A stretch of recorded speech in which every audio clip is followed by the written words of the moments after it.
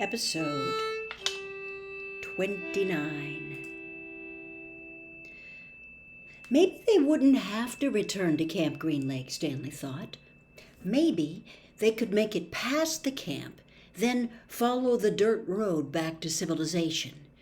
They could fill the sack with onions and the 3 jars with water, and he had his canteen as well.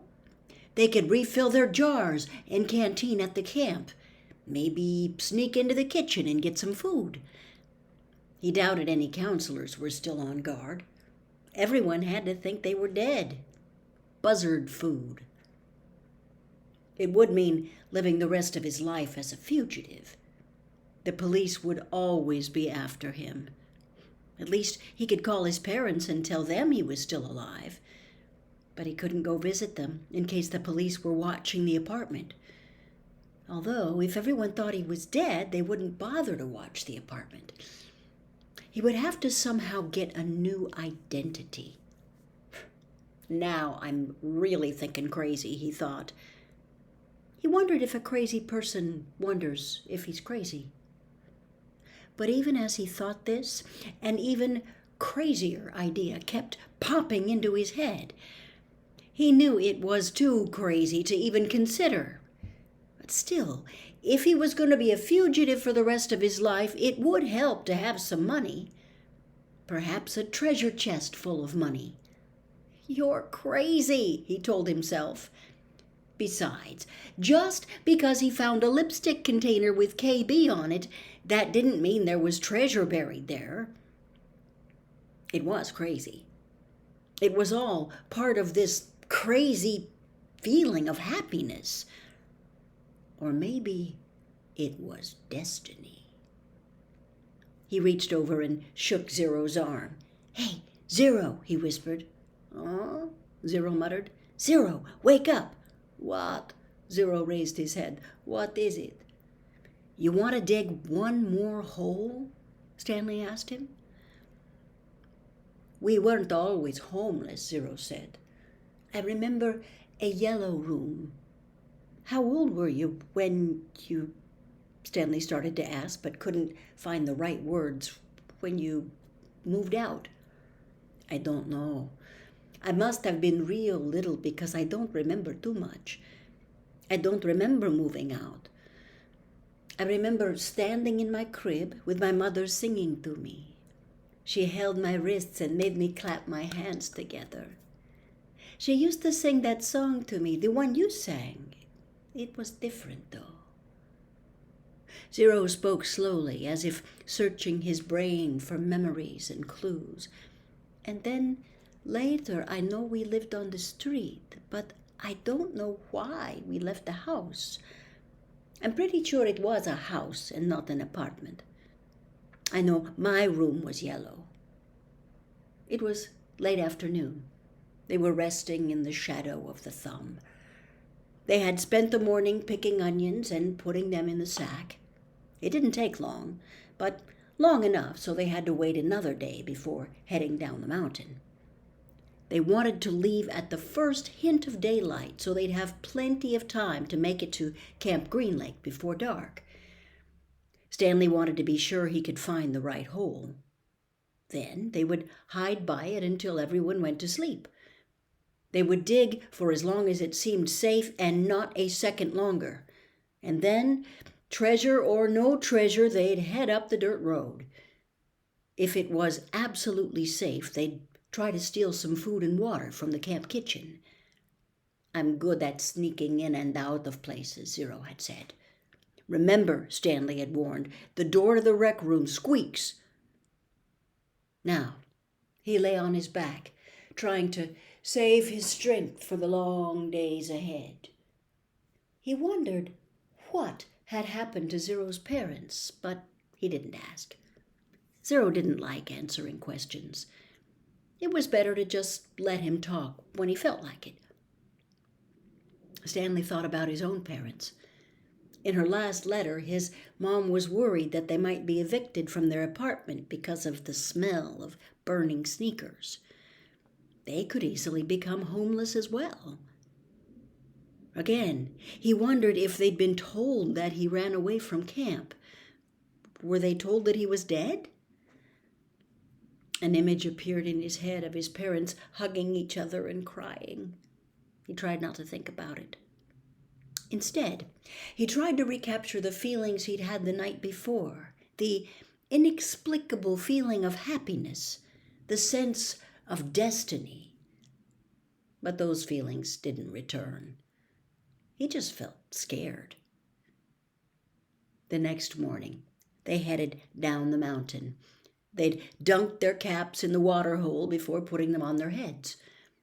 Zero held the shovel, and Stanley carried the sack, which was crammed with onions, and the 3 jars of water. They left the pieces of the broken jar on the mountain.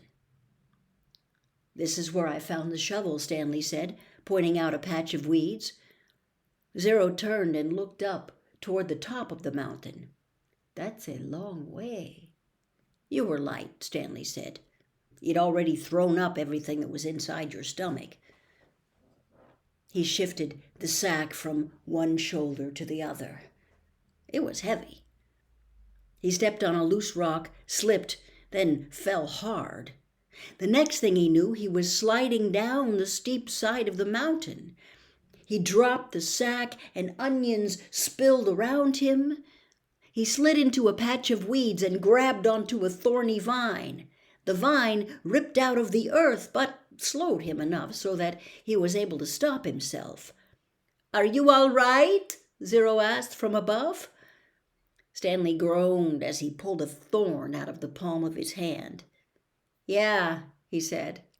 He was all right. He was worried more about the jars of water. Zero climbed down after him, retrieving the sack along the way. Stanley pulled some thorns out of his pant legs. The jars hadn't broken. The onions had protected them like styrofoam packing material. "Glad you didn't do that when you were carrying me," Zero said. They'd lost about a third of the onions, but recovered many of them as they continued down the mountain. When they reached the bottom, the sun was just rising above the lake. They walked directly toward it. Soon, they stood on the edge of a cliff, looking down on the dry lake bed. Stanley wasn't sure, but he thought he could see the remains of the Mary Lou off in the distance. "You thirsty?" Stanley asked. "No," said Zero. "How about you?" "No," Stanley lied. He didn't want to be the first one to take a drink. Although they didn't mention it, it had become a kind of challenge between him and Zero. They climbed down into the frying pan. It was a different spot from where they had climbed up. They eased themselves down from one ledge to another and let themselves slide in other places, being especially careful with the sack. Stanley could no longer see the Mary Lou, but headed in what he thought was the right direction.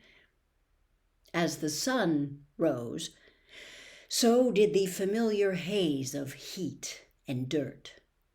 "You thirsty?" Zero asked. "No," said Stanley. "Because we have 3 full jars of water," said Zero. "I thought maybe it was getting too heavy for you. If you drink some, it will lighten your load." "I'm not thirsty," said Stanley, "but if you want a drink, I'll give you some." "I'm not thirsty," said Zero. "I was just worried about you." Stanley smiled. "I'm a camel," he said. They walked for what seemed like a very long time and still never came across the Mary Lou. Stanley was pretty sure they were heading in the right direction. He remembered that when they left the boat, they were headed toward the setting sun. Now they were headed toward the rising sun. Now, he knew the sun didn't rise and set exactly in the east and west, more southeast and southwest, but he wasn't sure how that made a difference. His throat felt as if it were coated with sandpaper. "You sure you're not thirsty?" he asked. "Not me," said Zero. His voice was dry and raspy. When they did finally take a drink, They agreed to do it at the same time. Zero, who was now carrying the sack, set it down and took out 2 jars, giving one to Stanley. They decided to save the canteen for last, since it couldn't accidentally break. "You know I'm not thirsty," Stanley said as he unscrewed the lid. "I'm just drinking so you will." "I'm just drinking so you will," said Zero. They clinked the jars together, and each watching the other poured the water into their stubborn mouths.